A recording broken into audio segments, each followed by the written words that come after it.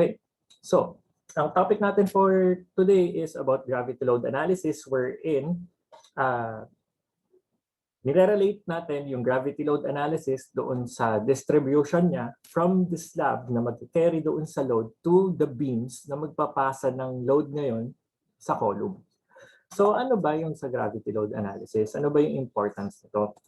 So yung importance ng gravity load analysis is for us to find ways kung paano ba maipapasa ng slab yung load doon sa beam. And yung beam, ipapasa niya ngayon yung load doon sa column. So in terms of assumptions natin sa gravity load analysis, ang assumptions natin is kailangan kapag nagde-determine tayo ng loadings, ang assumption natin for way of slab is yung shorter side over longer side. So yung way of slab is equal to the ratio of the shorter side of the slab all over the longer side.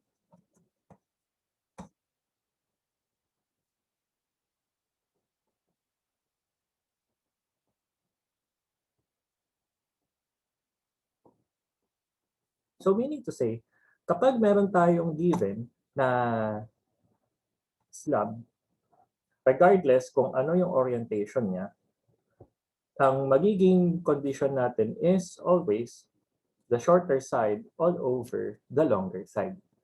Ngayon, importante ito kasi kailangan nating makita kung one-way ba or two-way yung slabs natin.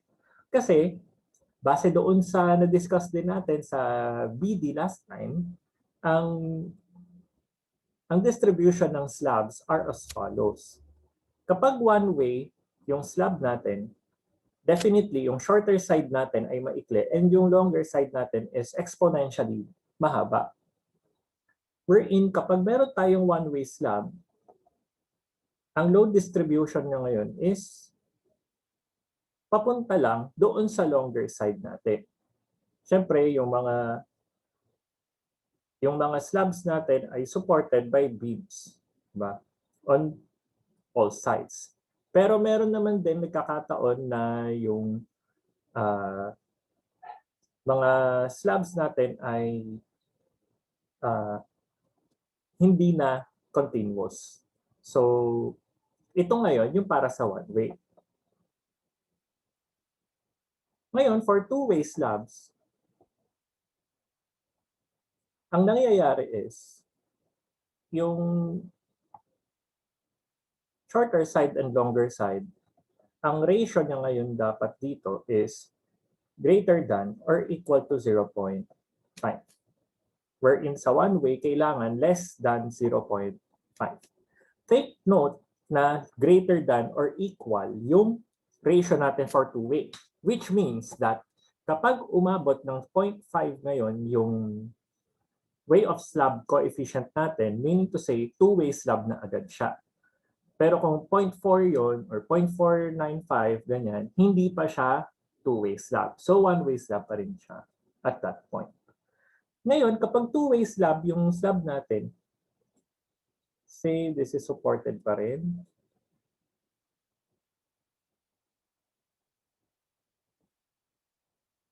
Nangyayari ngayon sa two-way slab na pinapasa ngayon nung slab yung load niya sa lahat ng directions. So let's say yung shorter side natin is equal to the longer side.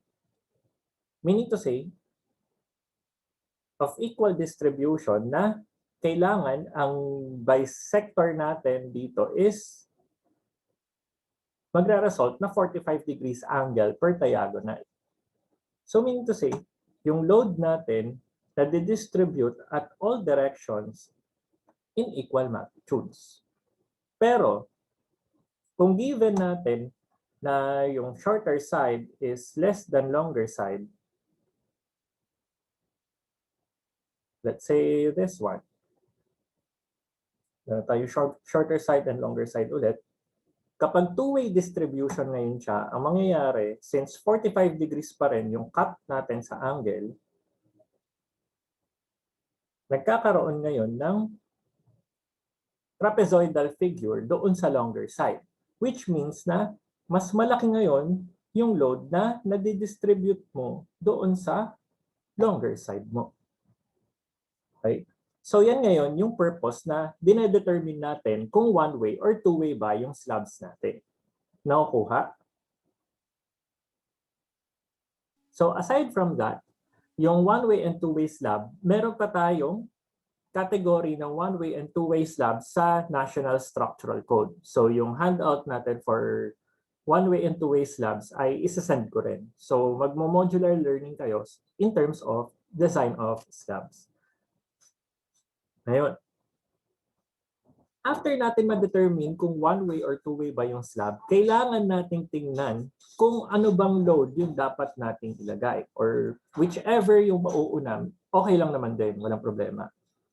So it's either na tingnan mo muna kung one-way or two-way and then hanapin mo yung loads according doon sa structural code, or magde-designate ka muna ng load sa structural code bago ka maghanap ng way of slab.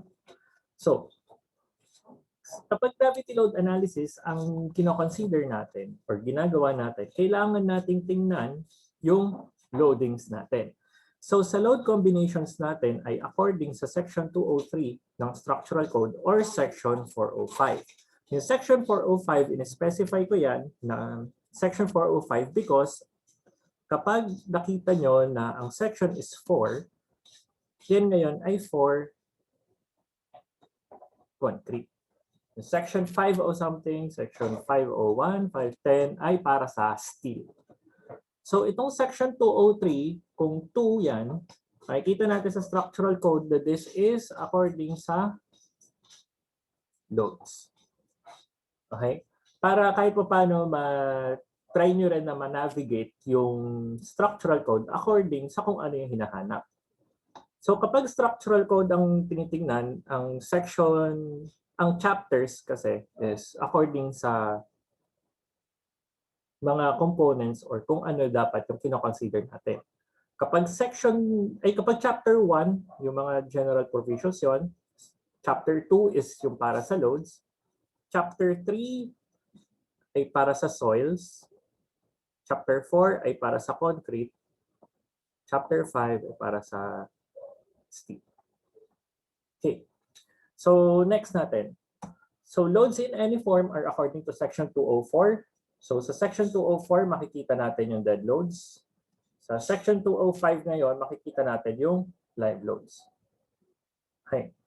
So may kopya pala ako ng structural code na PDF doon sa binigay kong drive link sa inyo sa pool of references natin na isasend ko rin mamaya ulit kung sakali mang natabunan na ng mga chats or links yung mga references natin. Okay. So for dead loads, under section 204, ang dead load natin consists of weights of all materials or other structure. So ganito yung itsura ng section 204. Pakita ko ngayon yung structural code. Yan. So sa section 4, under 204.1, ay nga, na nasabi na yung dead load consists of the weights of all materials na ginagamit natin, including but not limited to walls, floors, roofs, ceilings, stairways, built-in partitions, and other similarly incorporated architectural or structural items. Yan ngayon yung dead loads natin. Ngayon sa dead load, okay, nakikita ba yung screen before anything else? Yes po, sir. Okay. So, ang naka-display ngayon is yung table 204-1. So, dito, makikita nyo lahat ng unit weights or lahat ng densities ng mga material na gagamitin natin. Let's say, for example, kung gusto mo ng railings doon sa second floor mo or sa ground floor mo or sa any part ng structure mo, hahanap ka ngayon ng kung ano ba yung material na gusto mo para doon sa fencing mo or doon sa railings mo. Pwede mong tingnan dito na it's either yung aluminum or gusto mo ng tin or kung gusto mo man ng stone na fencing material, dito mo ngayon makikita lahat. Ang kailangan mo lang gawin for this one is kailangan mo lang malaman yung assumed or approximate volume ng structure mo or nung fencing material or nung architectural material na kailangan mo ng weight. So may example tayo for this. Sa first example natin, so sa first example natin, ang kailangan daw nating malaman is yung linear weight of a 1,000 by 50 mm aluminum railing in accordance with table 204-1. So kung linear weight ang sinasabi, kapag sinabi natin na linear length or linear area sa estimates, ayan, kapag may sinabi natin na per unit weight or per linear or per unit meter or per unit length, ano yung naiisip natin na unit? By the way, saan pala kayo sa estimates? Para lang ano natin, para lang ma-approximate ko kung ano yung may tuturo ko for this particular example.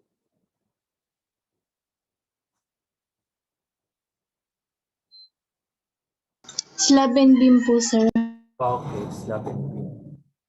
Okay. So,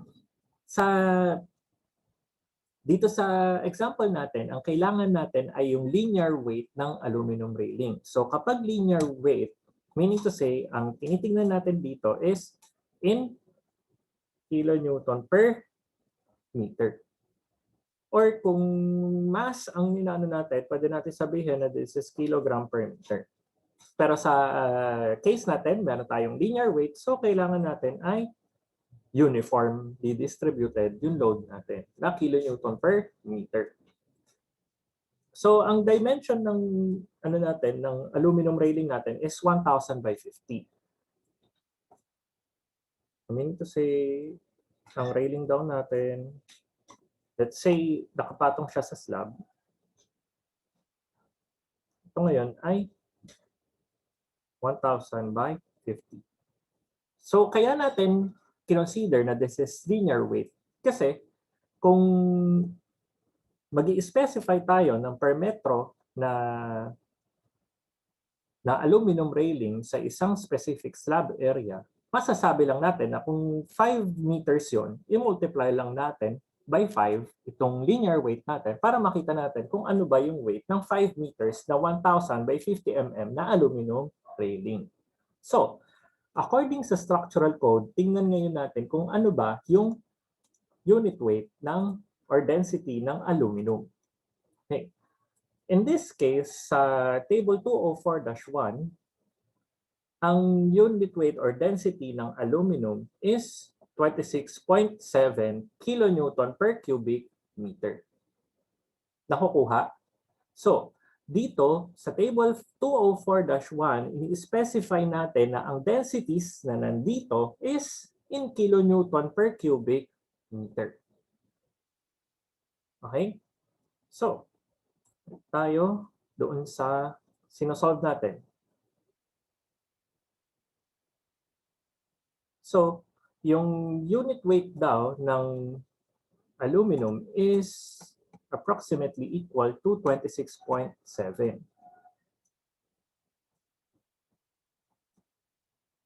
Unit weight is equal to 26.7 kilonewton per cubic meter.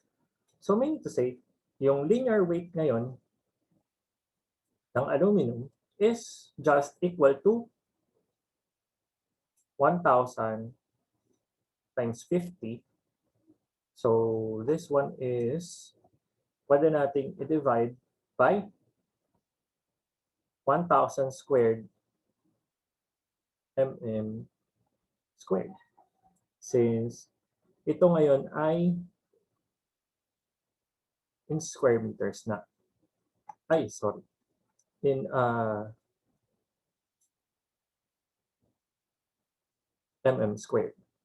Pero syempre, yung 1,000 squared mm squared ay magiging in terms of meter squared na.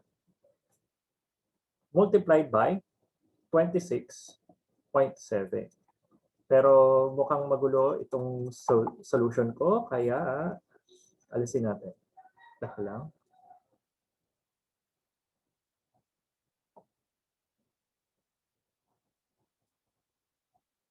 Ayan, iyan na natin. Ibahin ulit natin. So, yung linear weight natin, so meron tayong 1,000 times 50 in square millimeters multiplied by 1 square meter all over 1,000 square millimeters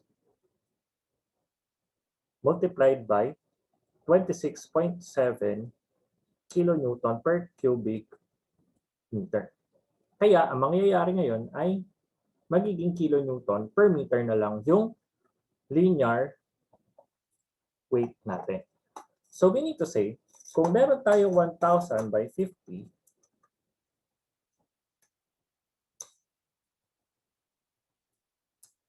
divided by 1,000 squared, so meron tayong 0.05 multiplied by 26.7. Ang answer natin is, meron tayong 1.335 kilonewton per meter ng aluminum na 1,000 by 50 na fence. So yan lang ngayon yung pwede nating gawin as reference para doon sa section 204 or table 204-1 ng dead load for materials na given doon sa structural code natin na lalagyan natin ng weight. Okay, so other than this first example, meron pa tayong kailangang tingnan. So under table 204-1, makikita natin na this is for minimum densities na ang unit is in kilonewton per cubic meter. So what if in kilopascals ngayon yung gagamitin natin? So kung in kilopascals ang gagamitin natin, ito ngayon is ideal para doon sa mga structural components natin na by area natin sinosolve. Kung by area natin sinosolve, let's say for example, sa construction management o sa estimates. Yan. Kung mapapansin nyo, kapag nag-estimate kayo ng quantity ng tiles or quantity ng floor finishes or paintings, paintworks or sa slabs natin, importante na mahanap natin kung ano ba yung area ng slab natin para makita natin kung approximately ilang pirasong tiles ba yung gagamitin natin. So in this perspective naman na ang tinitingnan natin ay minimum design loads, itong minimum design loads for table 204-2 ay with pressure as unit. So meaning to say, in kilopascal lahat ng components natin ngayon. So kung ano bang ceiling material, kung gusto mo ba ng gypsum or gusto mo ba ng wood flooring or gusto mo ng hardiflex, ganyan. Nandito ngayon yung specific na load niya in kilopascal. Para kapag minultiply mo yung designated load in terms of area ng slab, makukuha mo ngayon na this is in kilonewton na. Ngayon, for other coverings such as wall, frame partitions, floor finishes, floor fills, frame walls, and masonry units. Okay. Particularly dito sa masonry units, kung mapapansin niyo, merong density of unit na kino-consider. In this point, hindi natin ginagamit yung 16.5, yung 19.6, and 21.2 as basis for computation. Yung iba kasi, ang nangyayari, ginagawa nila, kinukuha nila yung volume nung partition, tapos sa kanila i-multiply ng 16.5. It doesn't go that way. Kasi, hindi naman pure na 16.5 ang density of unit ng isang partition because, syempre, kung mapapansin niyo in terms of material composition, yung CHB natin, kapag nilalagyan natin ng mortar sa loob, hindi naman kasing bigat nung CHB mo yung mortar mo. May times na mas mabigat talaga ang mortar since may moisture siyang inherent. Pero yung CHB natin, kung mapapansin nyo, way lighter siya as compared doon sa mortar na nilalagay natin sa loob ng CHB once kino-construct natin in actual. Ayun. Kung i-sketch natin yung mortar ulit, so kapag nag-CHB tayo,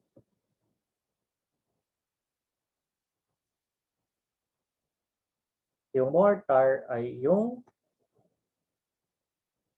nilalagay natin doon sa loob ng CHB natin before construction or during construction. Yan ngayon yung mortar. So this one, syempre, is yung CHB natin. So, yung density of unit ng masonry unit ay yung density ng CHB. Okay? So, kung titignan natin, meron tong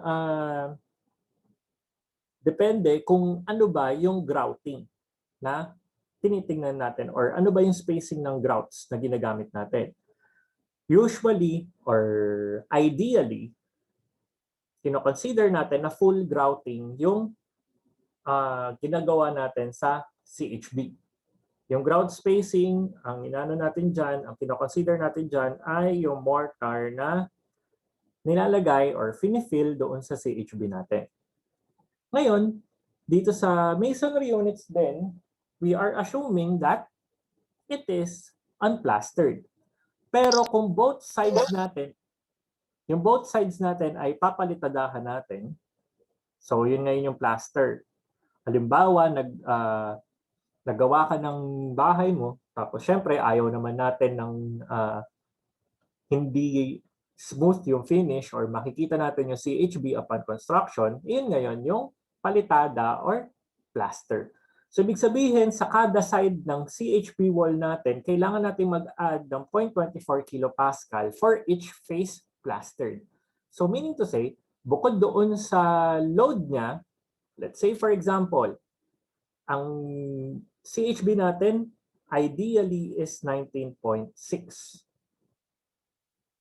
Tapos ang isa pang dapat nating i-consider pala is yung ito, yung width thickness. Ano ba yung ibig sabihin ng width natin? Yung width natin is yung buong baybay ng wall mo. So meaning to say, ito ngayon yung vertical span. Yan. So ibig sabihin kung gaano bang kapal yung CHB mo na or yung wall mo. Kung 100 mm ba yung kapal ng wall mo, 150 or 200. So usually ang ginagawa natin is 200 ay para sa exterior,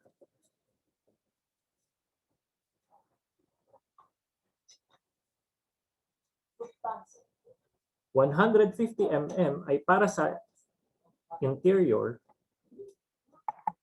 or exterior. Kung nagtitipid ka, pwede mong gawin na 150 mm yung exterior mo and yung 100 mm natin ay para sa interior. Pero, ito na. Yung interior natin ulit sa 100 mm, hindi pwedeng 100 mm ang wall thickness mo kung CR. Kasi nag-absorb ngayon ng may moisture ka or may basa ka doon sa CR. So therefore, kailangan mong gawin na 150 mm yung walls mo kung CR. Yeah. So yun ngayon yung white thickness. So bigyan ulit natin ng example kung ano ba yung gagawin natin kung magsasolve tayo ng masonry units. So for masonry units, sa next example natin,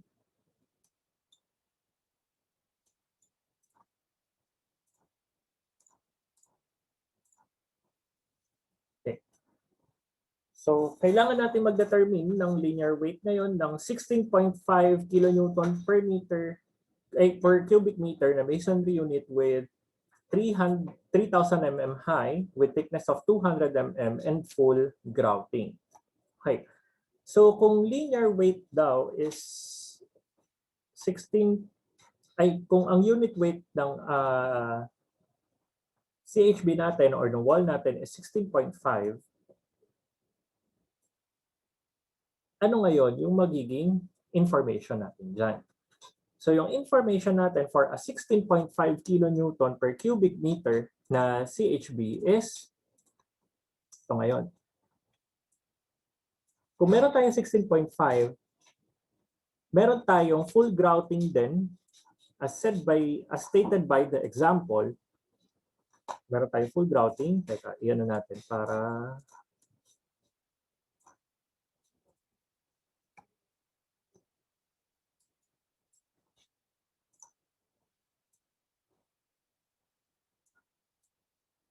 para medyo maayos. Teka lang. Ang share ko ngayon ay yung screen ko.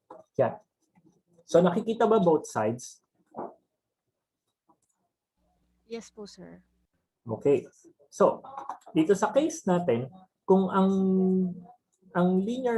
kung hahanap tayo ng linear weight ng CHB natin, na ang CHB daw natin is 16.5 kilonewton per cubic meter na density of unit, and full grouting na may thickness na 200 mm, ang kailangan nating tingnan first is anong table ba ang dapat nating tingnan. So first, kung 16.5 yan, ang kailangan nating tingnan na information is itong highlighted dito sa side na to. Nakikita? Yes po. Kita naman po. Kita naman. So, yung 16.5 kilonewton per cubic meter natin, meron daw siyang assumed na full grouting. Same goes na ang thickness daw natin is 200 mm. So, kung meron tayong 16.5 kilonewton per cubic meter na may white thickness sa 200 mm and full grouting, ano ngayong unit weight ang kailangan or anong pressure ngayon ang kailangan kong gamitin? Base dito sa table na to. Ang kailangan kong gamitin, given this information, okay, makitingnan itong, i-highlight ko ulit. Okay. So given dito sa highlighted information, ano ngayong pressure ang gagamitin ko? 3.59 po. 3.59. Okay. So doon sa 3.59 na kilopascal,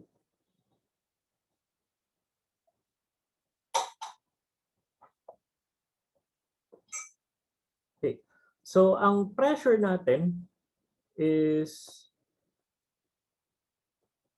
3.59 kilopascal.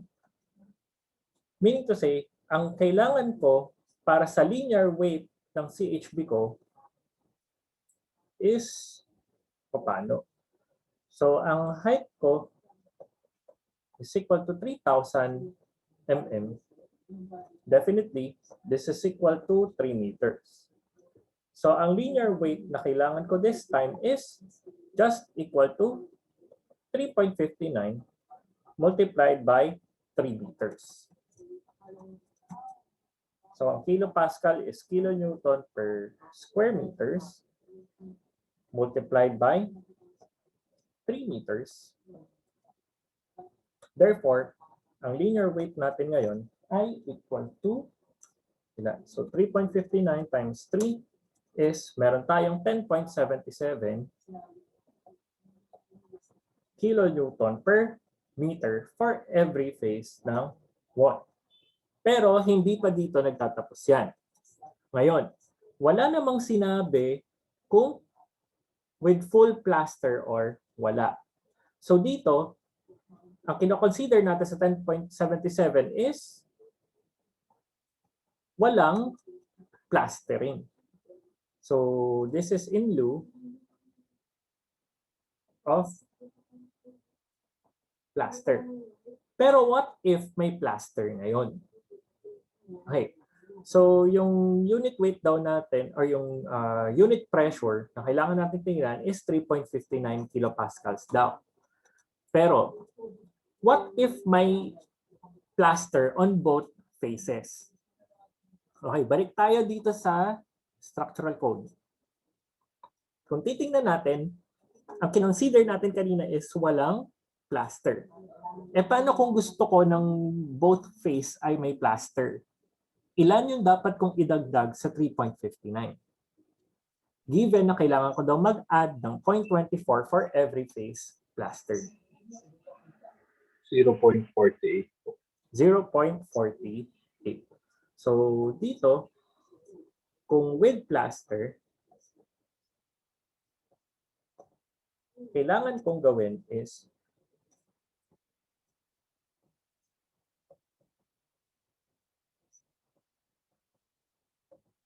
if we have plaster on both faces, so meaning to say, ang unit weight natin or yung pressure natin is equal to 3.59 plus 0.48. So, ibig sabihin, yung pressure natin is equal to 3.59 plus 0.48. Meron tayong 4.07. So, 4.07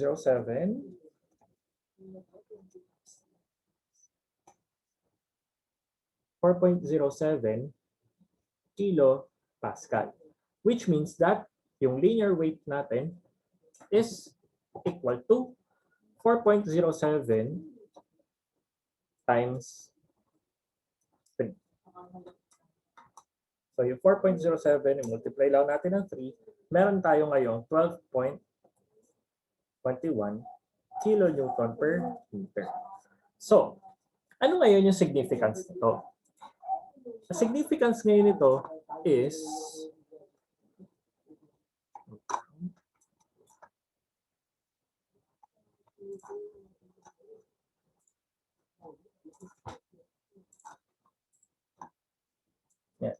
in terms of linear weight, ano ngayon yung importansya ng linear weight ulit? So kung mapapansin nyo, kapag naggagawa tayo ng loading sa mga free body diagrams natin,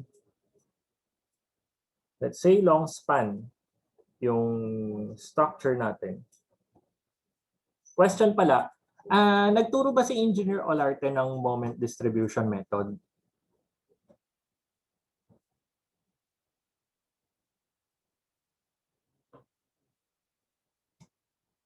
Or MDM? Alam ko, hindi. O sige, i-ano natin. Kasi nag-usap kami dati na siya raw eh. Pero tingnan natin kung maisisingit ko dito sa ano natin. Yan. Kung mapapansin nyo, lahat ng weights natin na ginagamit sa structure or dito sa design class natin is palagi tayong umaasa sa uniformly distributed load. Kasi nakita natin na ang uniformly distributed load ay in terms of kilonewton per meter. Kaya, ang kinukuha natin lagi na weights para mas madali nating gamitin is in kilonewton per meter. Kasi kung i-consider pa natin na let's say meron tayong 6 meters, 4 meters, and another 4 meters. Yung 10.77 kilonewton per meter, i-multiply lang natin by the length, makukuha na natin yung weight ngayon nung CHB wall natin in kilonewton. So, another further explanation ay gagawin din natin mamaya. Okay. So, there goes yung dead load natin. Ngayon, dead load pa lang yon. Questions with regards to dead load before tayo mag-proceed sa live load?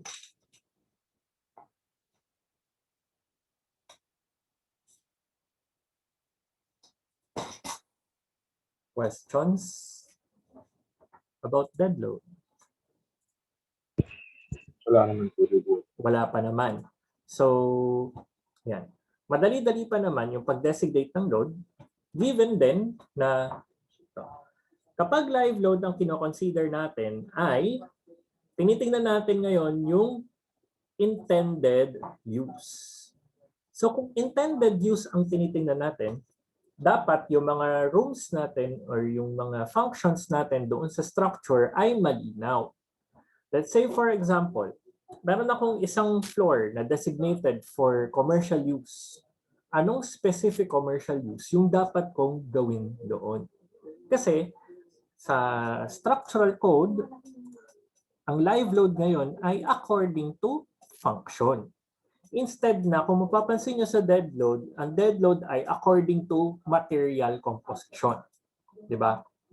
Pero kapag live load na tayo tumingin, ngayon, makikita ninyo na sa table 205, ang designation ng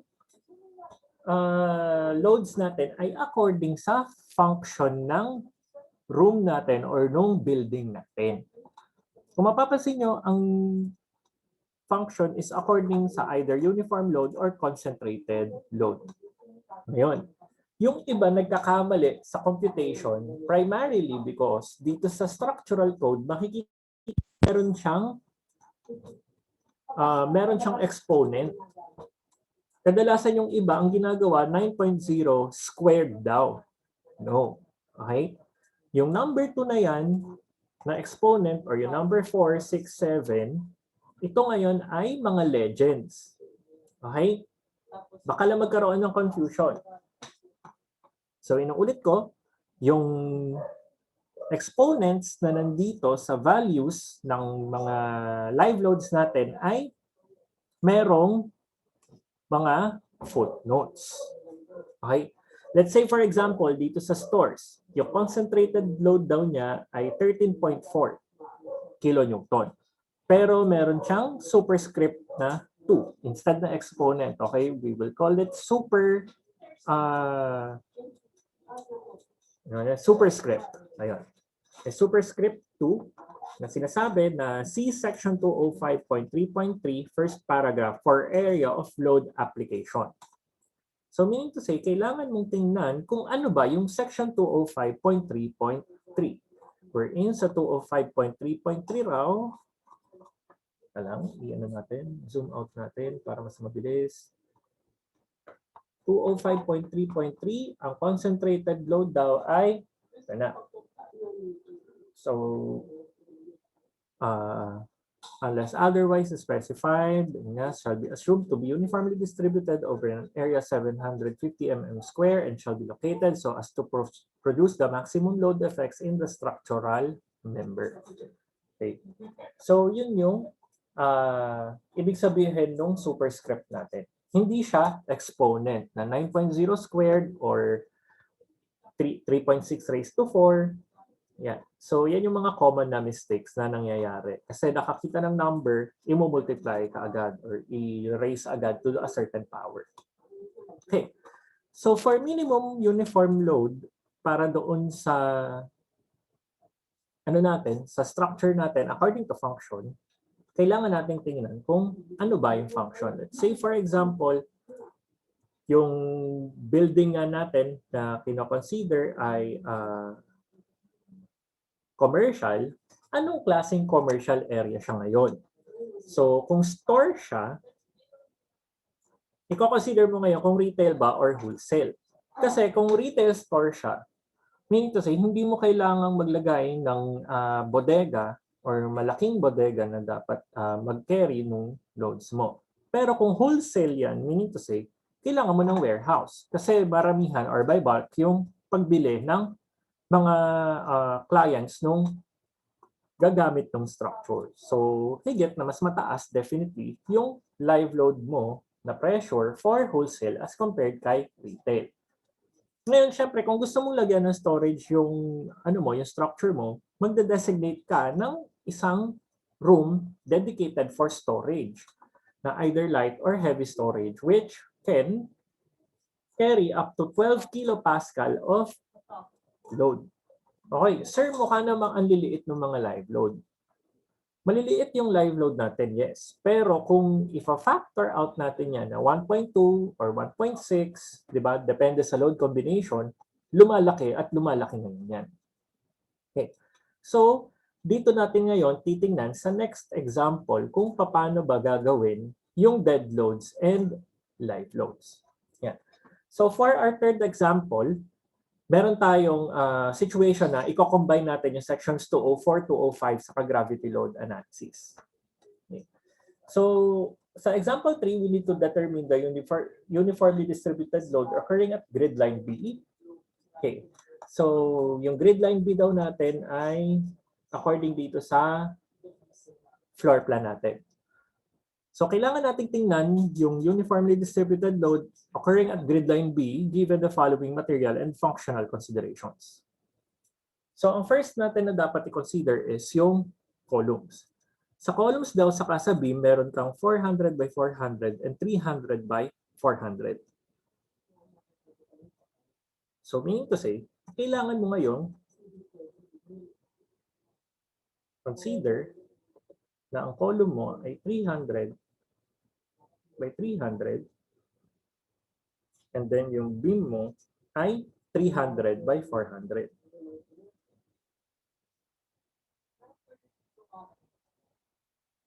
Ano ngayon yung significance ng column sa kanong beam?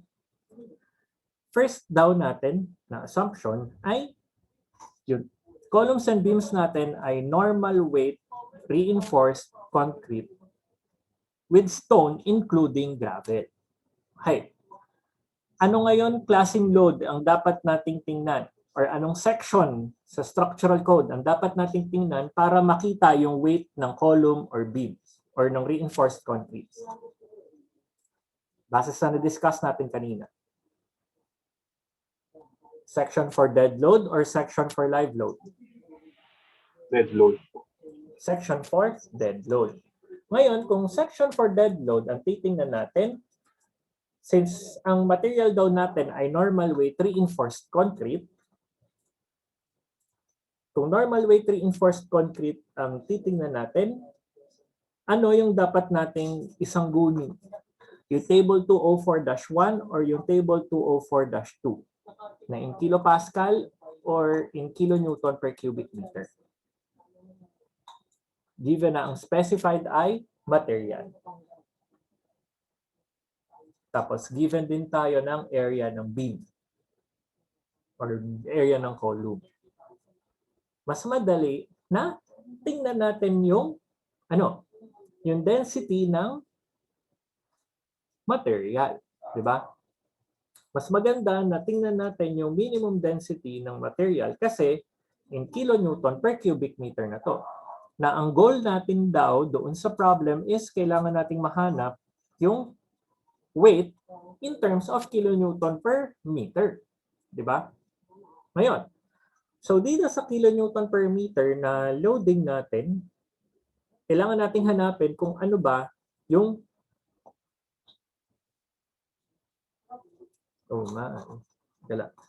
kailangan natin daw mahanap yung weight ng reinforced concrete,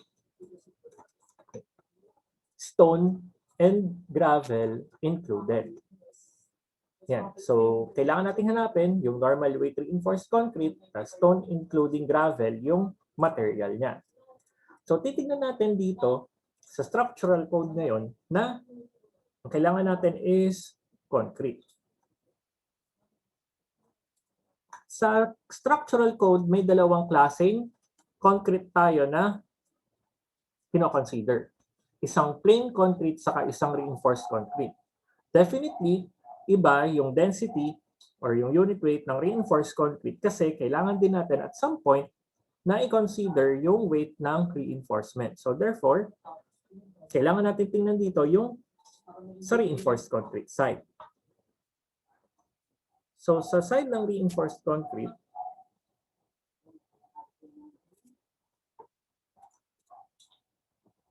meron tayong tatlo. Meron tayong cinder, meron tayong slag, and stone including gravel. So sa case natin kanina, yung stone including gravel, ibig sabihin, ang reinforced concrete daw natin is equal to 23.6 kilonewton per cubic meter. So kung mapapansin nyo, sa halos lahat ng problem natin, ang unit weight ng concrete natin is 23.6 kilonewton per cubic meter. Okay, so dyan ngayon nakuha yung 23.6. Okay, so sa case natin, balik na tayo dito sa given natin. So ang unit weight daw ng concrete is, dito natin ilagay para mas kita. So unit weight ng concrete is equal to 23.6 kilonewton per cubic meter according doon sa structural code. So meaning to say, for column and for beam, kailangan ngayon nating tingnan kung ano ba yung magiging uniformly distributed load for them. So for column, syempre ang column nakadepende ngayon siya doon sa height niya. Sa beam naman, nakadepende sa length. Diba? Yung bigat niya. So meaning to say, yung weight ng column ngayon is equal to yung area ng column multiplied by unit weight ng concrete. Whereas, yung weight ng beam is equal to the area of beam multiplied by the unit weight of concrete. Wherein, yung area ng concrete at this time is, area ng column is 0.3 by 0.3 times 23.6. Whereas sa beam natin, meron tayong 0.4 by 0.3 by 23.6. Ayan. Since yung column natin walang height, pwede na natin mahanap ngayon yung pwede nating mahanap yung weight niya per linear height. Yung beam ngayon, since may length siya, na makikita natin dito sa plan, pwede nating ma-solve yung linear weight ng beam. So yung linear weight ng column is 0.3 times 0.3 times 23.6. Meron tayong 2.124. 2.124 kilonewton per meter. Whereas sa beam natin, meron tayong 0.4 by 0.3 na meron tayong 2.832 kilonewton per meter. Okay. Ano ngayon yung importance niyan? Bukod doon sa weight ng beam and weight ng column, ang kinoconsider natin under grid line B is itong buong span na to. So ang hinahanap natin is yung load na nagpa-pass through this specific beam. So yung grid line B natin, ang hinahanapan natin ngayon ng load. So under grid line B, tingnan natin na hindi pala dapat ano to. Kailangan to ay fixed. Yan. So under grid line B, meron tayong grid lines 1 to 5. So meaning to say, this is grid line 1 and this is grid line 5. So yung 2, 3, 4, ina-assume natin yan na pin connected.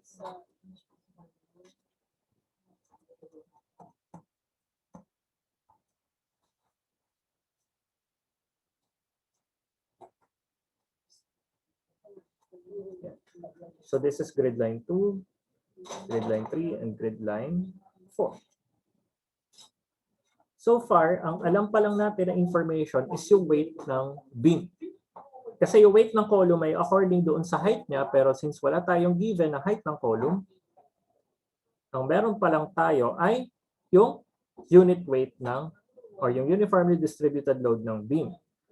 Eh, ang beam daw natin all throughout the structure is 400 by 300. So meaning to say, yung weight natin for grid line B as of now is 2.832 kilonewton per meter.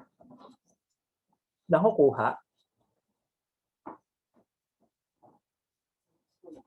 So dito daw sa plano natin,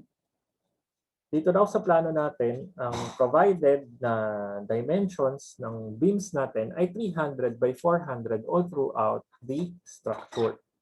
So meaning to say, yung unit weight ng beam natin at grid line B is 2.832 all throughout. So yan pa lang yung initial load na meron tayo. Ala pa ngayon yung binubuhat ngayon ng slabs natin. So paano natin malalaman ngayon yung binubuhat ng slabs natin? Yung binubuhat ng slabs natin at this point is yung paano natin kukunin. So meron tayong mga slabs at grid line B na dapat i-consider. So sa slabs natin at grid line B, meron tayong 1, 2, 3. So tingnan natin kung ano muna ba yung magkakaparehas ang area pala. Ayun. So dito from grid line A to B, ang parehas na area natin is this one and this one. Kasi parehas silang 6 by 6. Yung next natin na magkakaparehas ay itong 5 by 6 na dalawa. So meron tayong 2.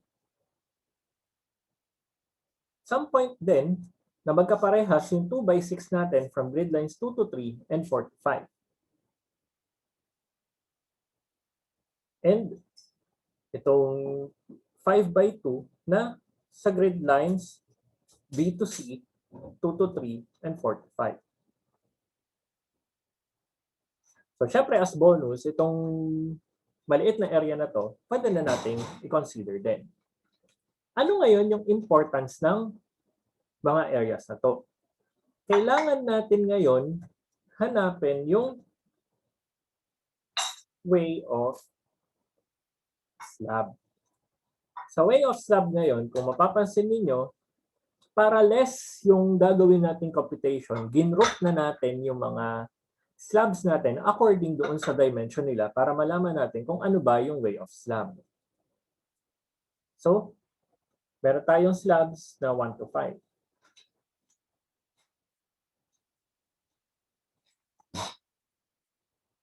Under way of slabs, meron tayong short side, meron tayong longer side, meron tayong way of slab na equal to shorter side over longer side, and then yung anong klaseng weight. So yung slab 1 natin, meron tayong shorter side and longer side na 6 meters. Since square naman siya. Sa area 2 natin, meron tayong 5 by 6, wherein 5 meters yung shorter side natin and yung longer side natin is still 6 meters. Sa third slab natin, meron tayong 2 meters na shorter side and 6 meters na longer side.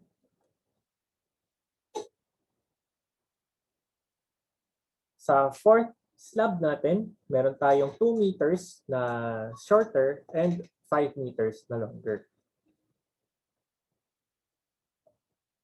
And lastly, dito sa fifth area natin, meron tayong 2 by 2 na slab. Ngayon, under way of slab, so i-divide lang natin yung shorter by longer. So 6 over 6, meron tayong 1.0 na way. Sa 5 by 6, so meron tayong 5 over 6 or equal to 0.83. 833. Next natin sa slab 3, meron tayong 2 over 6 or equal to 0.33. Sa slab 4 natin, meron tayong 2 over 5 or 0.4. And lastly, meron tayong 2 over 2 which is equal to 1. Ngayon, hanapin natin ngayon kung ano yung way of slab. So kung meron tayong ratio na 1 Ano ngayon yung way of slab? Kung maaalala natin, Long po. one way or two way? Ay, two-way po. Two way.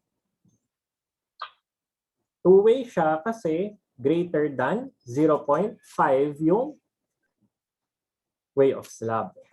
So anything na greater than 0.5 or equal to 0.5, pwede nating i-consider yon na two-way. So mapapansin na regardless kung ganong kaliit yung mga dimension, for as long as yung ratio niya is greater or equal to 0.5, two-way slab na yun siya. So dito sa case natin, ang slab 3 and 4 ngayon yung one-way. Okay. So ano ba yung significance ng two-way and one-way? So dito sa drawing natin, sa plan, ang kino-consider daw natin ay grid line B. So according to sa na-discuss natin kanina, kapag two-way yung slab natin, anong bisector or anong resulting angle ang makukuha natin mula dito sa diagonal bisector? 45 po. 45 degrees. So meaning to say, kung square yan, yung 6 by 6 natin, pwede lang nating i-cross out ngayon yung diagonal, and kung mapapansin niyo ngayon, all throughout the direction, yung load distribution ng two-way slab. Meaning to say, dito sa slab 1, under grid line B, ang nadidistribute natin na load ngayon is itong particular area nito.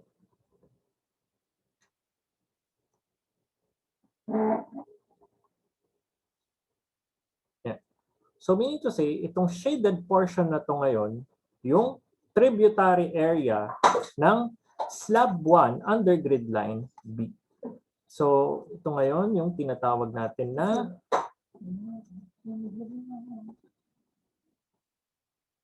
tributary area. That gets? Okay. So yung tributary area na yan ngayon, yung extent ng load na nabibigay ng slab natin na to for this specific beam. Ngayon, sa part naman na to, sa slab 2. So since alam natin na 45 degrees yung bisector natin ng angle, yung long direction natin at this point ay magfo-form ng trapezoidal figure. Since diagonal yan na 45 degrees. Meaning to say, for grid line B at slab 2, ang tributary area naman natin ay trapezoidal in nature. So ang context ng ang mga clues natin for this or yung mga life hacks natin for this particular analysis, kung nasaan man yung longer side kapag two-way slab, nandoon lagi ang trapezoid. Okay? So nasa shorter side yung triangle and then nasa longer side ngayon yung trapezoid. So yan ngayon yung tributary areas for both slab 1 and slab 2. Ngayon, paano yung sa distribution ng slab 3 and slab 4? One-way Kung po. one-way slab yan. Okay, game. Kung one-way slab, saan ngayon pupunta yung load? Sa longer po. Sa longer side. So meaning to say, kung sa longer side yan, ibig sabihin, ang hati ngayon ng slab 3 ay 4 ay mula doon sa gitna ng shorter side. Meaning to say, doon lang sa longer side nagpupunta yung load ko. Ngayon, yung slab 3, may contribution ba siya sa grid line B? Wala po. Wala. Kasi One-way slab yung beam natin na nag-distribute sa long direction, meaning to say, wala ngayong ambag yung slab 3 doon sa load na po pwedeng i-carry ng slab ay ng grid line B. Same goes with slab 4. So wala siyang madidistribute doon sa grid lines 2 to 3 at grid line B. Yung grid line 5. Although yung grid line 5 natin, alam natin na this is also a two-way slab na square. So meaning to say, kung 2 by 2 yan, naka-cross lang din yan. Yung slab 5 ba may contribution sa grid line B? Wala po. Wala. Bakit?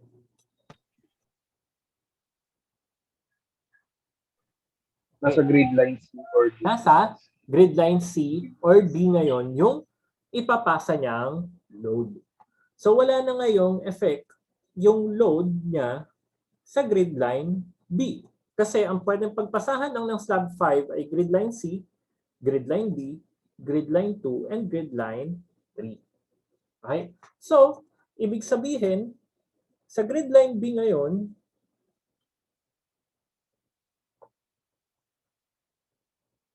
kung i-consider natin yung loading,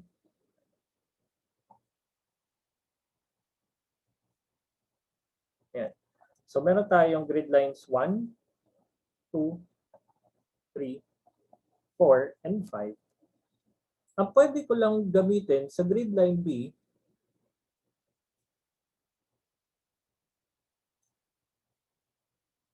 ay yung nakuha nating tributary area kanina.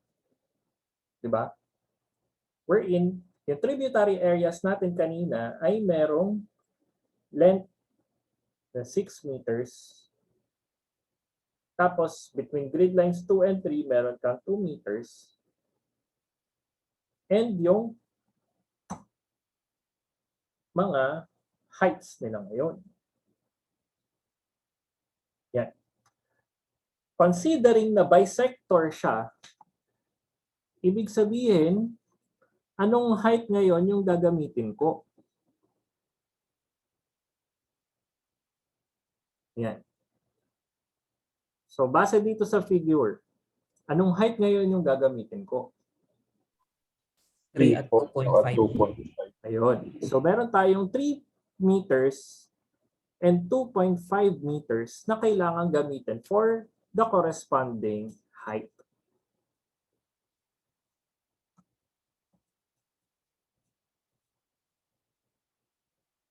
Yan.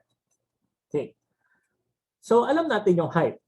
Kung triangle, meron tayong 3 by 6 na triangle. Pero, itong trapezoid ngayon. Ano ngayon? Itong missing na base. Alam natin na yung B1 is 6 meters. So, from grid line 1 to grid line 2, meron tayong 6 meters. And then grid line 3 to grid line 4. May 6 meters tayo dyan. Ano ngayon yung base na meron tayo dito? 1 meter po. 1 meter. Okay. So, yung 1 meter natin, for context, para lang malaman natin kung ano yung base, ano yung dapat nating gawin. Yung, kung mapapansin nyo dito, sa slab na to, meron tayong 6 by 5. Since 45 degrees yan, basically ganito yung magiging form niya. Ang magandang gawin para na makuha yung base 1 is base 1 is equal to the longer side minus the shorter side. Para lang makuha mo yung first base. Okay? So, balik tayo. Ganun lang kadali makuha yung base 1. Hindi natin kailangan ng mag-solve pa ng sine or cosine 45 para lang, or tangent 45 para lang makuha yung base. Madali lang para makuha yung base is yung longer side natin, ibawas natin doon sa shorter side. Since given naman na 45 degrees yung diagonal bisector natin. Okay. So ano ba yung importance niyan? Ano ngayon yung mapapansin? Sa tributary area, mapapansin natin na pwede nating makuha yung area. Diba? Pwede nating makuha yung individual area for this specific tributaries na kung parehas sila na 6 by 3 or meron din tayong trapezoid na 5 by 1 by 6 ay 2.5 by 1 by 6, pwede ulit nating i-consider na parehas silang figures.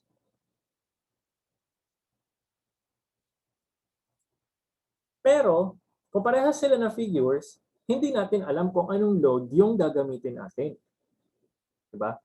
So, importante din na kunin muna natin yung area ng dalawa. So, yung area ng A and B, meron tayong area. So, yung A natin, since triangle yan, ang area natin for A is 1/2 base times height. Or meron tayong 1/2 ng 3 multiplied by 6. 1/2 ng 3 by 6, 18 divided by 2, meron tayong 9 square meters. Sa trapezoid naman natin, meron tayong 1/2 multiplied by base 1 plus base 2 multiplied by height. Or meron tayo 1/2 ng base 1 na 1 and then base 2 na 6 multiplied by height na 2.5. So, meron tayong 1/2 ng 6 plus 1, so 7 times 2.5. Ang area natin ngayon is 8.75 square meters. Okay. So aside from that, pwede natin ulit i-sketch yung sa grid line B. Kung i-sketch natin ulit yung mga tributary areas,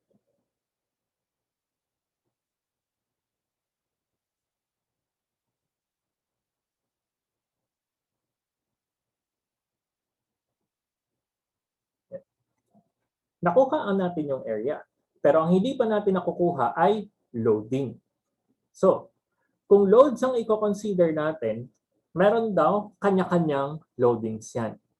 So, sa grid lines A to C, 1 to 2, or A to C, 3 to 4, so sabihin dito, from grid lines 1 to 2, and 3 to 4, meron tayong hardwood flooring na 22 mm thickness. So yung hardwood flooring na yan, na dead load na meron tayo, ang hardwood flooring daw, according sa structural code, kung flooring na ang pag-uusapan natin, titingin tayo ngayon under table 204-2. Wherein, yung loading natin ng hardwood flooring na 22 mm is equal to 0.19. So na yun, ito. So sa hardwood flooring na 22 mm, meron tayong 0.19 kilopascal. So ngayon, itong pag-denote natin ng loading sa structural code, kailangan nating i-denote according doon sa grid line. So meron tayong 0.19.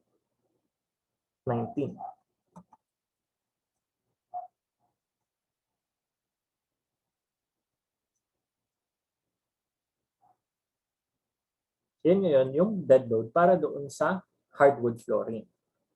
Ngayon, yung solid flat tile on 25 mm mortar, this is for grid lines 2 to 3 and 4 to 5. So yung solid flat tile daw, according sa structural code, solid flat tile on 25 mm mortar base is 1.1. So mapapansin nyo gano'ng kalaki yung bigat ng kahoy sa tile na may mortar. Malaki yung difference. So, meron tayong 1.1.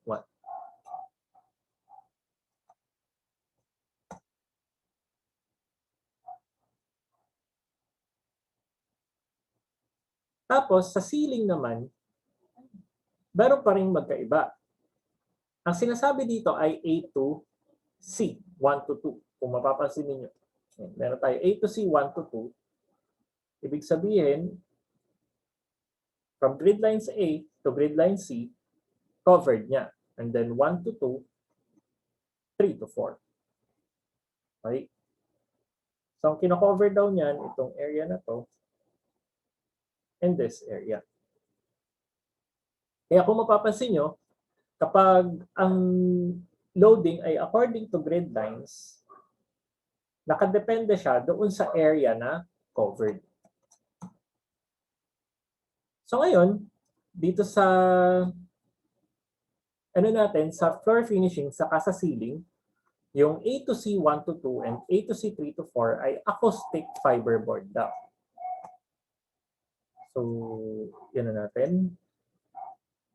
Plus, so yung 0.19, mag-a-add tayo ngayon dyan ng ceiling material. Since parehas lang naman yung A to C 1 to 2 and A to C 3 to 4. So, according sa structural code daw, ang acoustic fiberboard ceiling, so ceiling material, acoustic fiberboard is 0.05 kilo Pascal. So, meaning to say, meron tayong 0.05.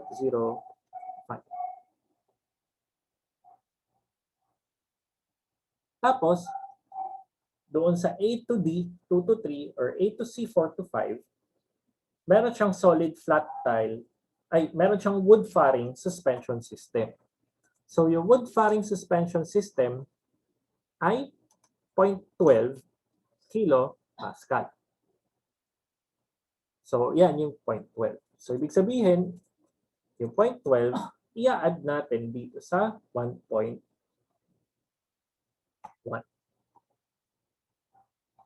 So, yan ngayon yung dead load niya. Ano ngayon yung magiging impact niya sa grid line B? Sa grid line B ngayon, ang dead load mo are only yung 0.19 plus 0.05. Kasi, under grid lines A to C and grid lines 1 to 2, ito ngayon yung area na covered nun. Saka yung A to C na 3 to 4. Ayan ngayon yung may loading na 0.19 plus 0.05. So, ang dead load natin,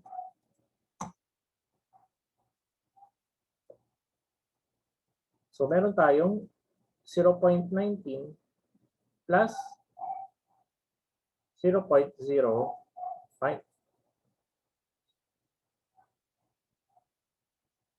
Same goes dito sa ibabang portion. Although, magkaiba ngayon yung figure. Na from figure B to C, ay from grid line B to C, trapezoid siya, pero yung loading natin is still the same. So, meron tayong 0.19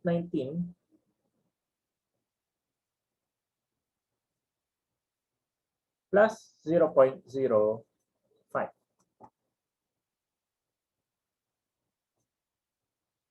Okay.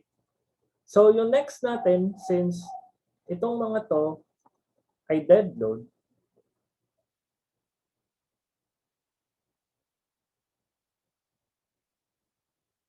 ano ngayon yung live load natin? So, in terms of live load, kung mapapansin nyo, hindi ko na pinansin yung for grid lines 2 to 3 and 4 to 5. Hindi ko na pinansin kasi wala namang i-distribute yung slab doon sa grid line B in terms of load distribution. Kasi one way yung slab natin. Next. Ngayon, kung mapapansin, bukod doon sa floor finish and ceiling, tinitingnan din natin yung function. Yung function ngayon, yung mag-decide ng anong klaseng load.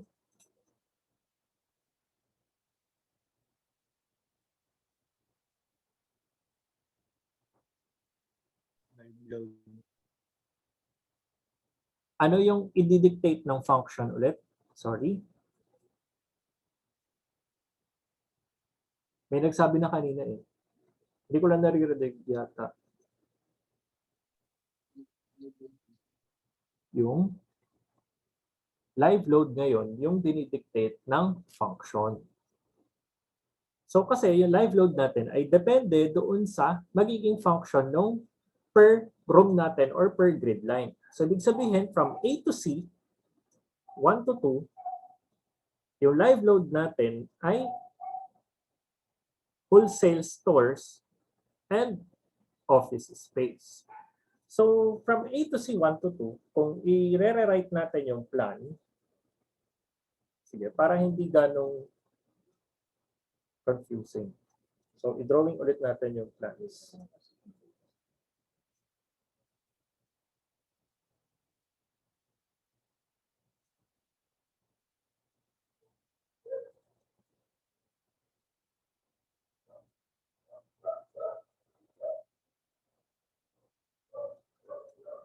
So, ang grid line natin, tingnan ko lang ulit. So, ABCD 1 to 5.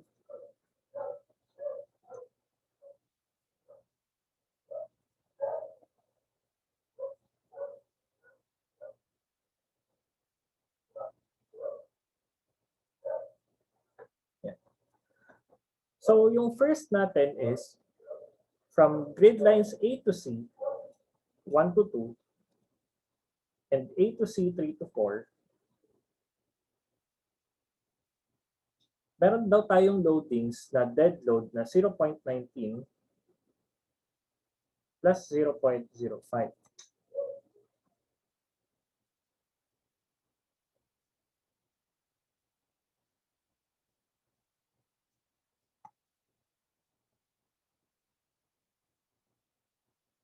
Tapos, within this daw, yung grid lines 2 to 3, 4 to 5, na A to C, or yung 2 to 3, A to D,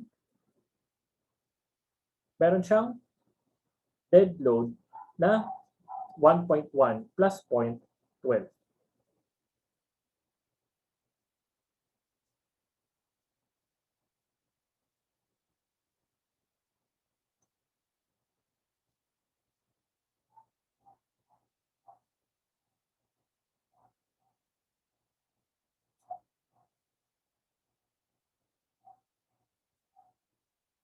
Yan ngayon yung dead load niya. So kung live load naman ang titingnan natin, ano ngayon yung magiging live load? So ang live load daw ay according to function. So kung according to function yan,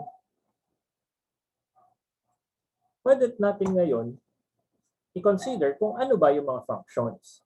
So, grid lines A to C 1 to 2 and grid line A to C 3 to 4, magkaiba. Sa grid line A to C 1 to 2, ang function niya daw ay wholesale store. So kung wholesale store yan, ang titingnan natin ngayon dito sa live load ay yung kung ano ba yung category. So sa stores niya, meron siyang wholesale store. Ang uniformly distributed load ngayon dyan ay 6 kilopascal. So yan ang nakalagay. Uniform load is in kilopascal. Yan. Uniform load is in kilopascal. Therefore, kung wholesale store yan, meron tayong 6 kilopascal na dapat i-consider.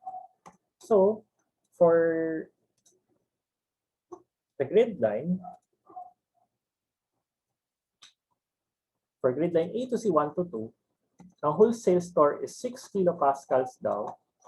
Meaning to say, ang live load natin for A to C 1 to 2 ay 6 kilopascal.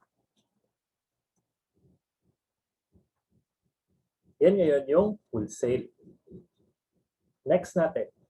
So from yung next natin ngayon, yung from grid line A to C, 3 to 4, ang function daw natin ay office space. So, i-rewrite natin. Sa wholesale store, meron tayong 6 kilopascal. Sa office space, i-check natin ngayon. So sa office spaces, hindi naman kinonsider kung call center or lobby and ground floor. Ano ngayon yung dapat kong gamitin?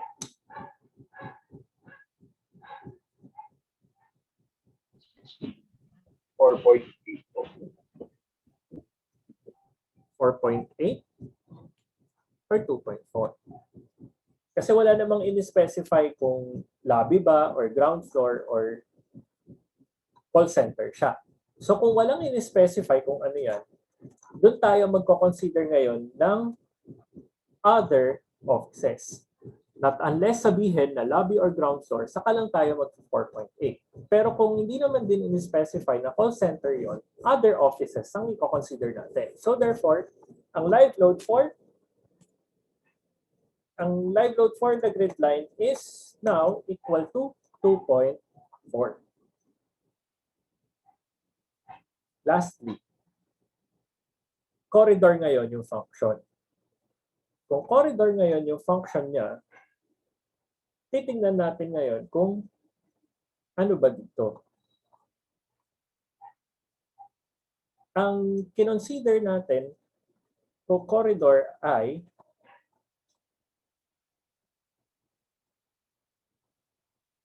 ano dito ngayon. So kung hindi natin mahanap dito, ano yung dapat nating gawin? So dito sa mga corridors natin, titingnan natin kung ano ba yung dominant na function. So kung dominant na function natin is either office or stores, in what way natin makikita kung ano ba dapat yung function or yung dead load kung corridor ngayon yung gagamitin natin. Kung corridor yan, usually kasi ang corridor, kung papansin nyo, may lobbies and ground floor na 4.8. Same time sa schools, ang mga ground floor corridor ay 4.8. Yung pedestrian bridges and walkways ay 4.8. Ngayon. Yung corridor, anong klaseng function siya? Or ano ba yung kinikater ng corridor? Yan. Ang kinikater ng corridor natin ay pedestrian, di ba?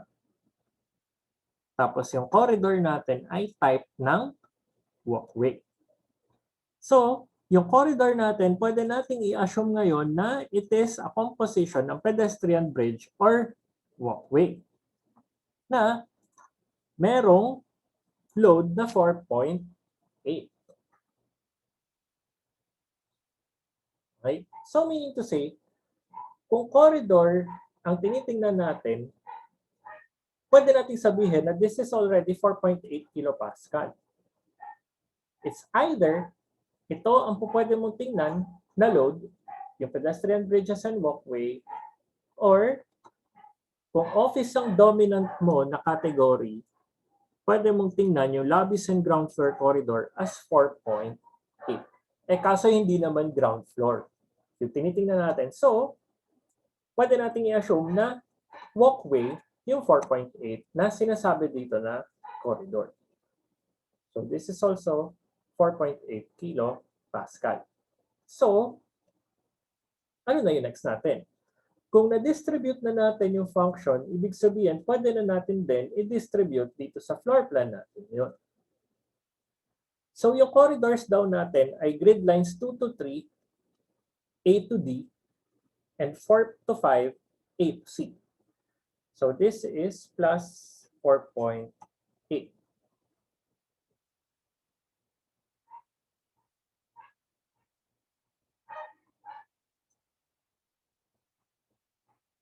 Tapos, yung grid line 3 to 4 natin ay, ano nga ulit yung function nun? Office space na 2.4 kilopascal yung load. So, office space na 2.4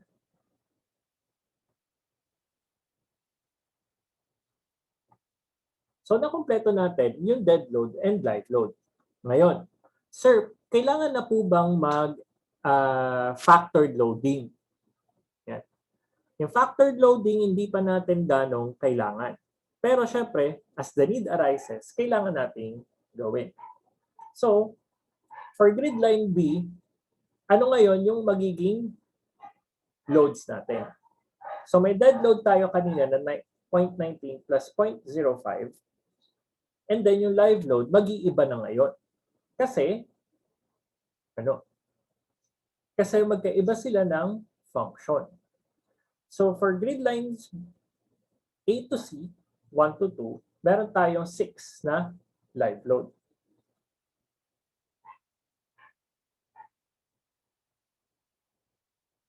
Ano, match ko muna yung kulay.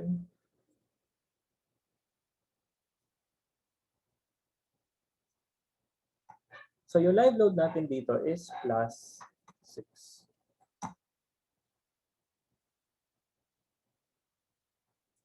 Tapos yung next na live load natin is plus 2.4.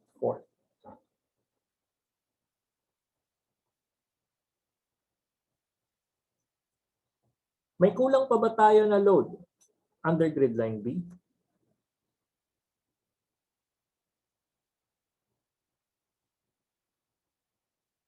So far, wala. So ngayon, sa grid line B, pwede na nating ma-solve yung mga total loads na pwede nating gamitin.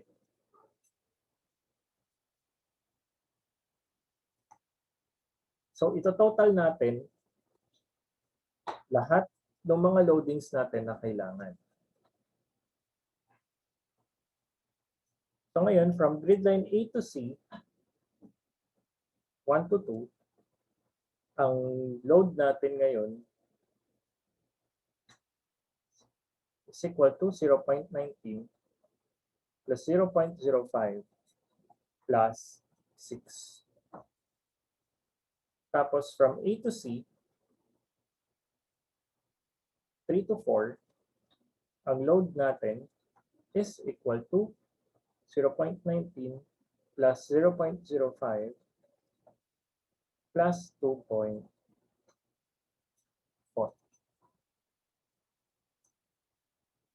So meron tayong 0.19 plus 2.05 plus 6 plus 6.24.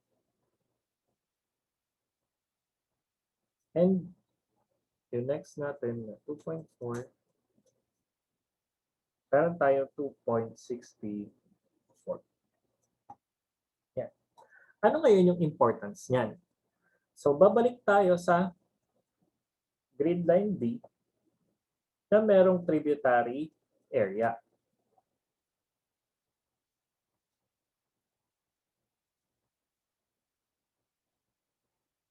Sa grid line B na may tributary area, kung ma-recall natin sa ginawa natin kanina, meron tayong areas na na-solve earlier.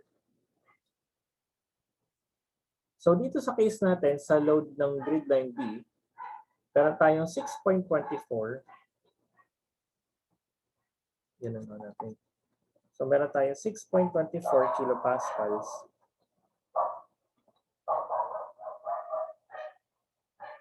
And meron tayong 2.64 kilopascals.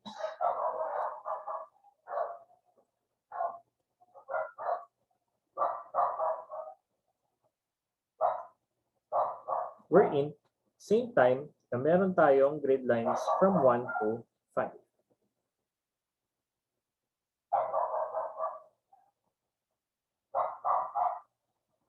Yan.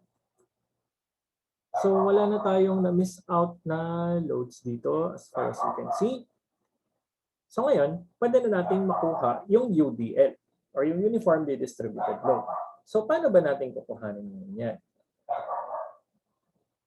So ngayon, i-consider natin according doon sa areas na nakuha natin kanina. Pero since magkakaiba sila ng load ngayon, kailangan nating ibahin ngayon yung designation. So meron tayong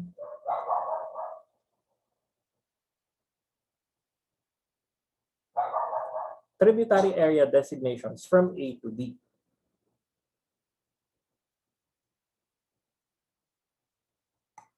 So from A to D, meron tayong na-compute na area kanina. And then, meron tayong load. So, ibig sabihin, yung uniformly distributed load na makukuha natin is equal to the area times yung load natin. Okay. Kung mapapansin, yung area and load, so yung area natin is in square meters, and yung load is in kilonewton per square meter. Paano tayo mag-a-arrive sa UDL na kilonewton per meter? Given na ang alam natin ay area times load. Kung area times load yan, may kilonewton na yan, di ba? In what way natin gagawin kilonewton per meter yung UDL natin at this point? Given na yung from 1 to 2, meron tayong 6 meters. From 2 to 3, meron tayong 2 meters. From 3 to 4, meron tayong 6 meters ulit. And 4 to 5 na 2 meters.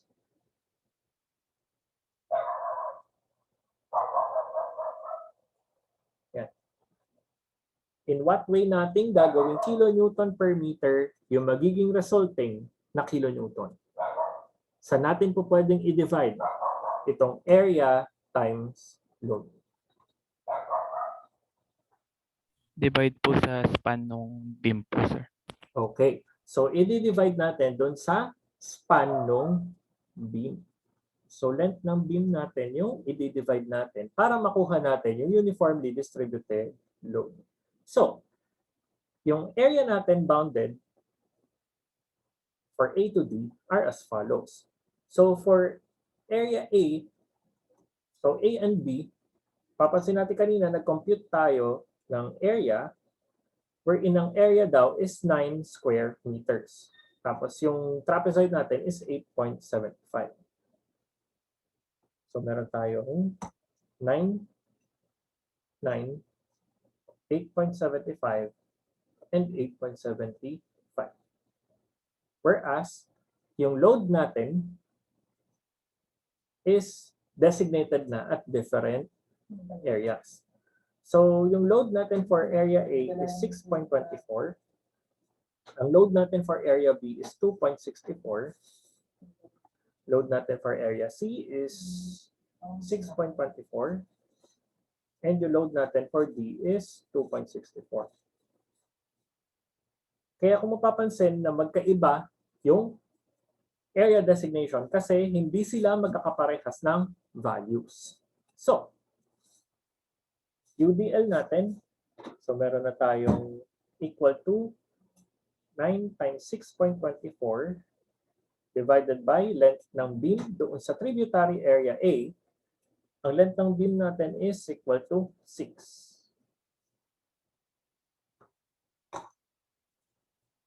Yan. So yung UDL natin at this grid line or specific area is now equal to ilan? 9 times 6.24 divided by 6. Meron tayong 9.36. Meron tayong 9.36 kilonewton per meter. Next natin at grid line B. Meron tayong 9 times 2.64 divided by 6 na equal to ilan ngayon? 3.96 po. 3.96.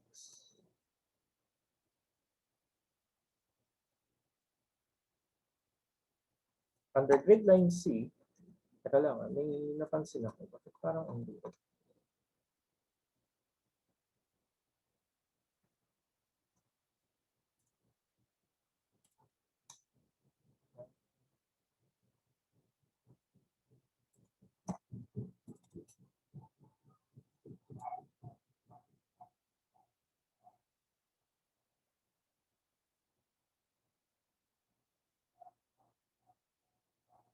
Nano ko lang na parang bakit nandito.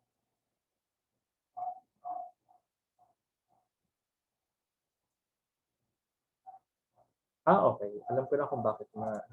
Sige. So, yung handout natin, may revision ako doon. Pero ito na muna yung i-focus natin. Okay. So, balik tayo. So, meron tayong 8.75 plus 8.75 multiplied by 6.24 divided by, ano na ngayon? Meron pa ulit 6 na kailangan i-divide. Resulting load is now equal to ilan? 9.1. 5 point? 9.1. 9.1. So 9.1 kilonewton per meter. Lastly, sa grid line B, meron tayong 8.75 times 2.64 divided by 6.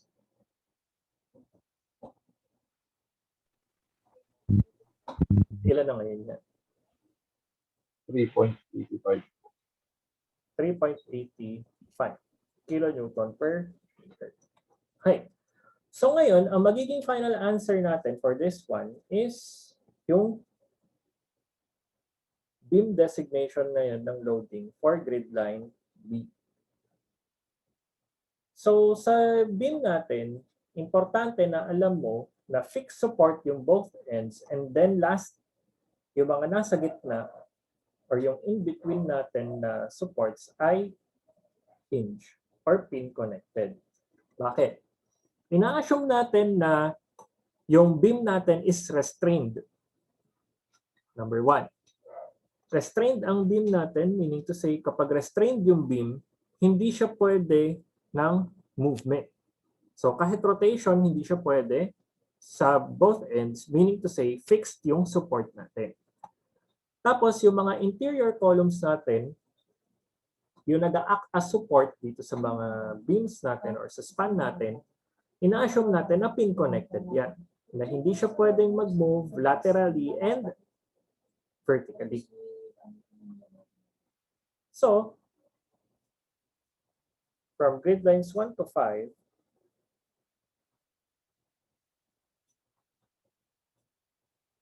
ano ngayon yung mga loads natin dyan? So kanina, i-recall natin, meron daw weight yung beam natin. Ang weight ng beam natin is equal to 2.832.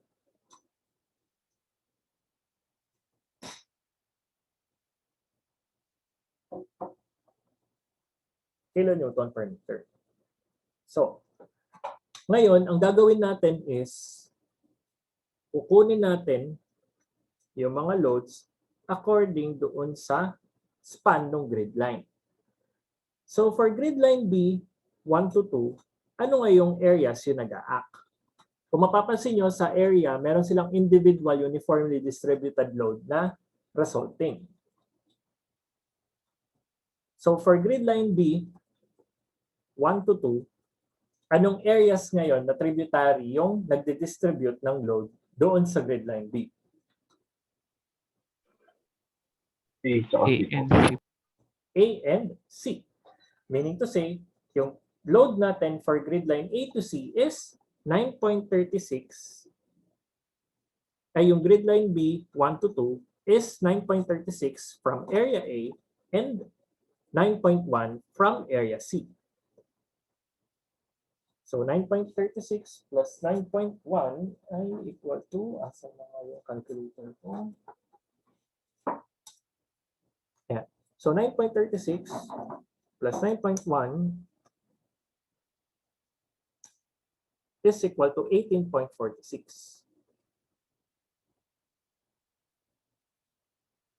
kilonewton per meter. Okay? Next, from grid line 2 to 3, meron ba tayong dapat i-add? Wala po. Wala. Same goes with 4 to 5. So meaning to say, wala tayong dapat galawin dyan, kundi 2.832 pa rin. Yung next natin from grid line 3 to 4, meron tayo at this point, di ba? Ang area ngayon na nagdi-distribute sa grid lines 3 to 4 is area B and area D. Which means meron tayong 3.96 plus 3.85. So yung 3.96 plus 3.85 natin is equal to 7.81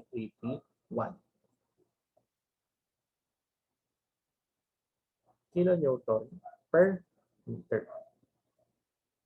So para mas maging maayos yung illustration natin for the final answer, pwede natin ngayon pag-addin yung 18.46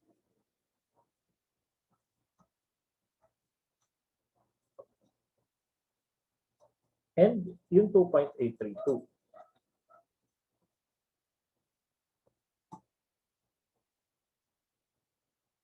Saka yung 7.81 plus 2.832. So sa total natin, meron tayong 18.46 plus 2.832 na ang total is 21.192.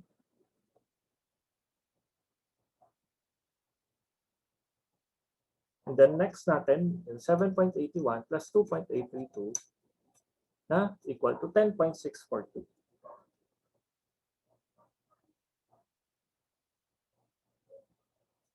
So yung handout natin magkakaroon ng revision.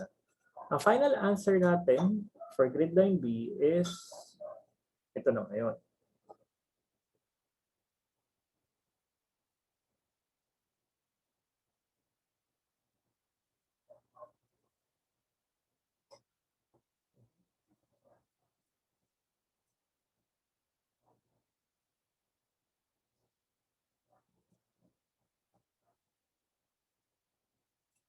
So, under grid line B, ang final loading natin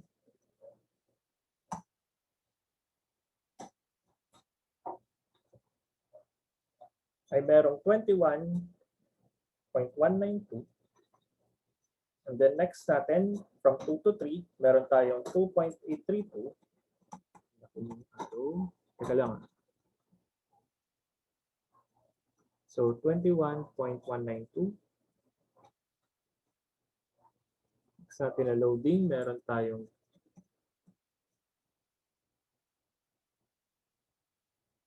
2.832. Tapos sa grade line C, ay grade lines 3 to 4, meron tayong 10.642. And lastly, meron tayong 2.83.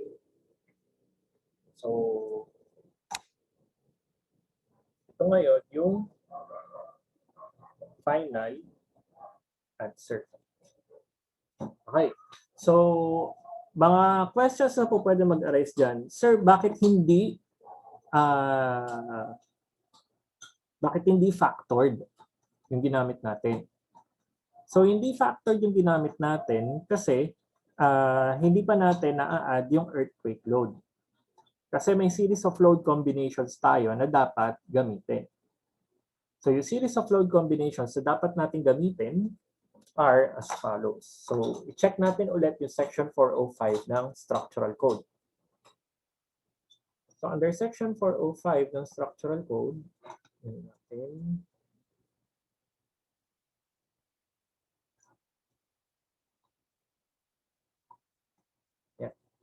under section ng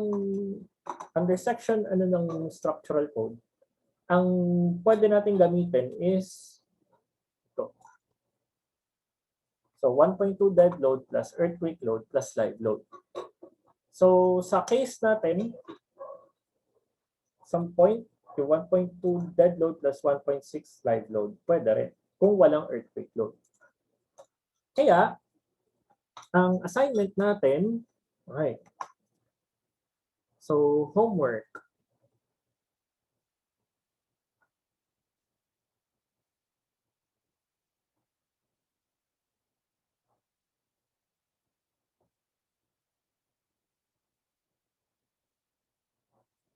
Sa homework natin, ang isa-solve nyo ngayon ay grid line C. Ay, hindi pala. Wag grid line C. Try nyo isolve yung grid line 2.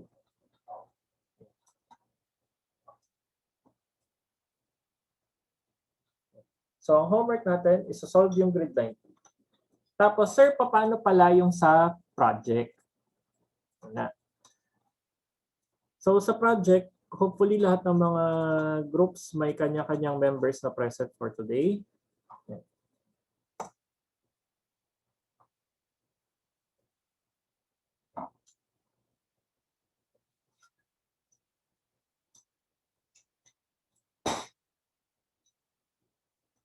So, sa project, ang number 1 na gagawin,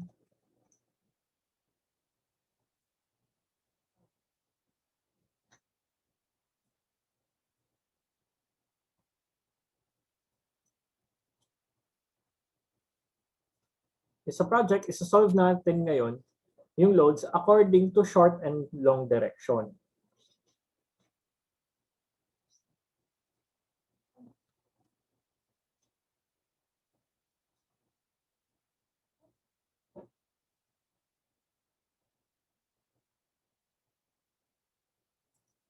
Paano yung loads according to short and long direction?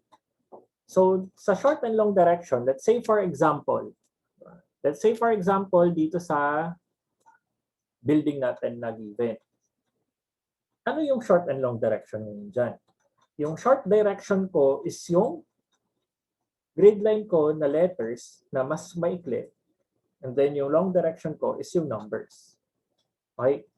Ngayon, titignan ninyo yung short and long direction with the greatest loading. So, ibig sabihin, titignan nyo ngayon doon sa structure ninyo kung ano yung may pinakamalaking consideration sa load. Let's say, tingnan natin dito sa, magbubukas ako ng email. Alam. Titingin ako ngayon ng plan na pwede natin gawing example.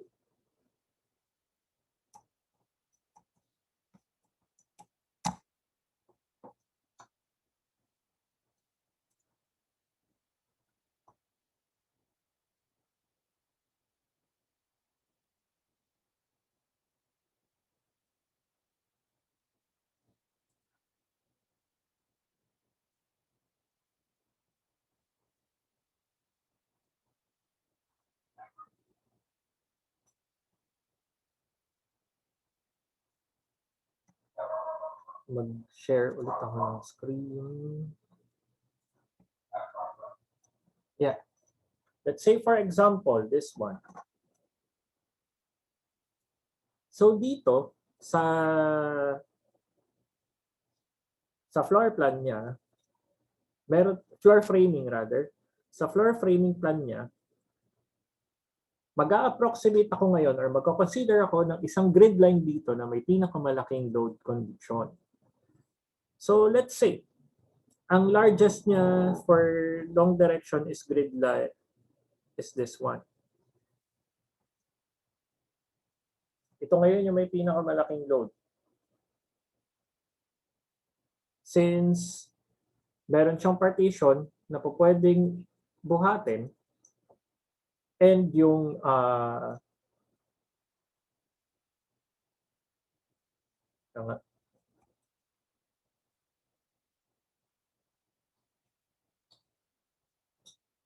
so since symmetric yung structure niya, pwede kong sabihin na yung grid line 3 and yung grid line 6 ay parehas ng loading. Primarily because parehas siguro ng function and parehas na may partition. So ina-assume ko na yung grid line 3 at grid line 6 ay may pinakamalaking load under long direction. Tapos dito sa short direction naman niya, this one, yung may pinakamalaking load siguro na pwede kong i-assume is itong grid line D and yung grid line I. So, ibig sabihin, dalawang grid lines lang yung sosolvan ko ng gravity load. So, ibig sabihin, kailangan ko nang hanapin or kailangan ko nang alamin kung ano ba yung load na i-assign ko sa grid lines C to E, 1 to 8, or yung grid line I or H to J, 1 to 8. So, ibig sabihin, dalawang grid lines lang ang kukomputin natin for the project. Ngayon, itong most probably, for short direction, itong area na to ang kukomputin ko. Or hahanapan ko ng load. Or yung grid line D ngayon, yung gagawan ko ngayon ng area. Tapos kung long direction naman, either yung grid line 3 or 6, meaning to say, from grid line 2 to 4, yung hahanapan ko ngayon ng loading. Or hahanapan ko ng load yung beam ko. Anong load combination ngayon yung kailangan kong gawan ng loading? Okay, so dito, clear ko na ngayon annotation.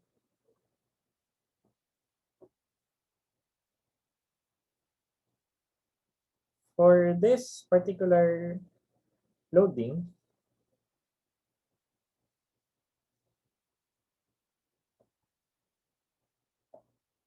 ang load combination na gagawin natin is 1.2 dead load plus 1.0 live load. Kasi ang gagamitan natin, ang next topic natin for tomorrow is yung design-based shear or yung earthquake load. Kaya kailangan natin yung 1.2 dead load plus 1.0 live load. Kasi yung earthquake load, idadagdag natin. So meaning to say, dito, dun sa project na gagawin nyo, instead na ang dead load natin ay this one alone, kailangan mong i-multiply ng 1.2 itong makukuha mong dead load. So yung live load, wag mo siyang galawin, as is lang siya. And then, ano pa ba?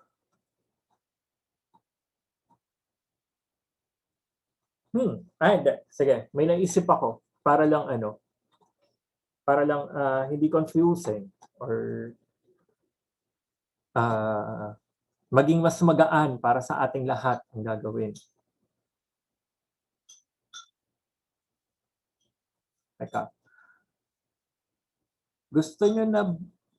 Gusto nyo bang hindi na mag-project? Mas okay ba sa inyo na mag-final exam as compared sa mag-project?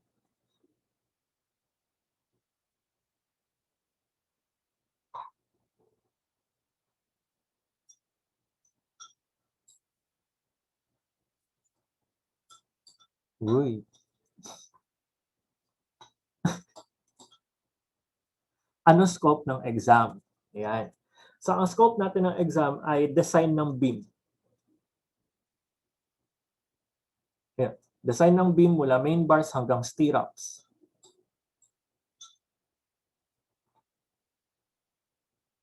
Tapos design probably ng column. Kasi hanggang column tayo for next week. Ayun. Probably ang exam natin ay design.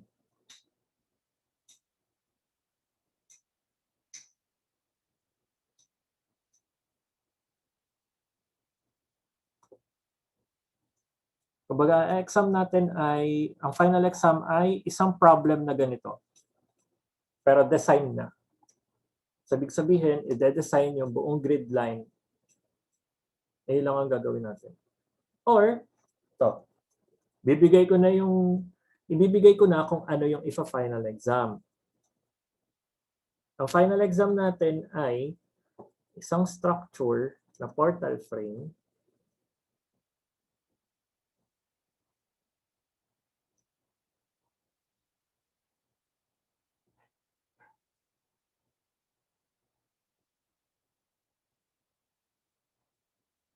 Ayun lang. So from grid line 1 to 2,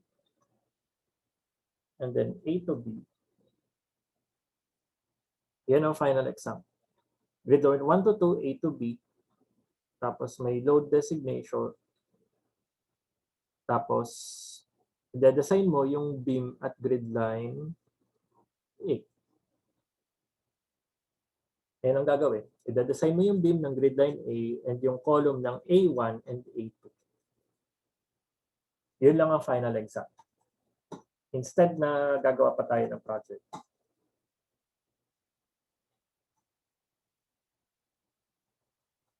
Kumbaga, ituturo ko lahat ng steps all the way and then yung finals, pwede kayong mag-browse ng videos.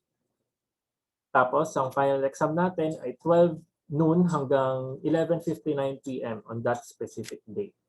Para may time kayo para gawin. Parang feeling ko mas madali yon compared sa gagawa pa kayo ng project.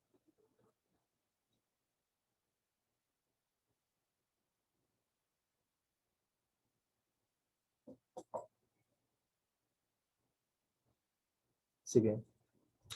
So magpapa-poll ako sa mga class presidents para malaman kung ano yung sagot niyo para tomorrow may decision na tayo for this. Okay? Questions regarding the lesson?